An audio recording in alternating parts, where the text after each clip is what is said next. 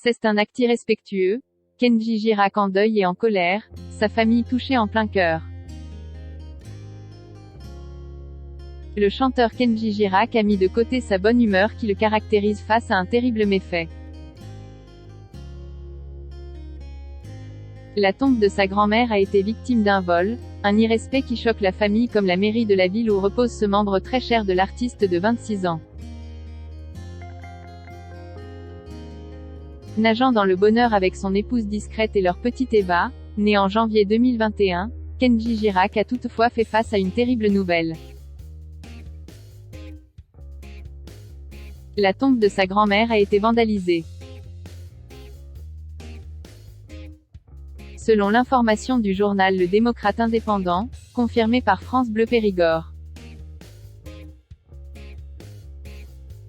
La plaque qui figure sur sa tombe située au cimetière de la Belle-Haïve à Bergerac a été volée.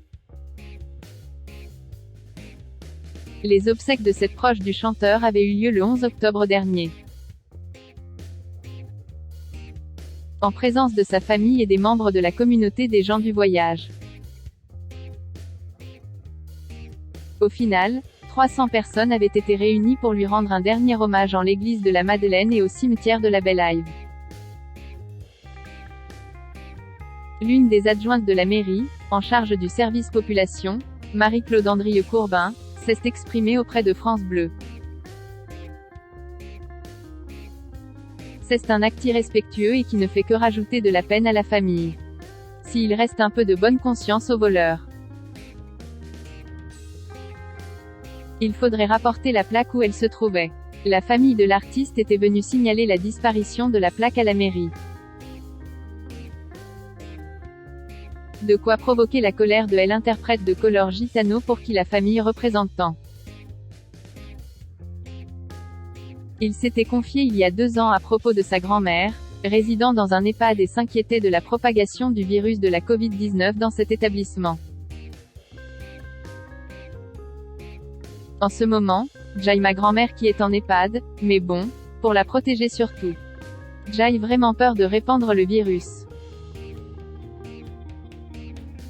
Du coup, on reste vraiment confiné chez nous, je ne bouge pas et j'attends vraiment que ça passe pour la voir, prendre de ses nouvelles. Mais c'est vrai que ça fait peur, avait expliqué l'ancien gagnant de The Voice sur LCI.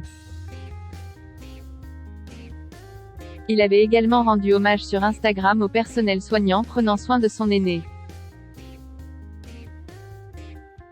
Je tenais à remercier tout le personnel, car c'est très important. Merci pour tout ce que vous faites, c'est vraiment très gentil. Je vous embrasse vraiment très fort, je vous envoie plein de force et faites attention avec tout ce qui se passe. Faites gaffe à vous, prenez soin de vous.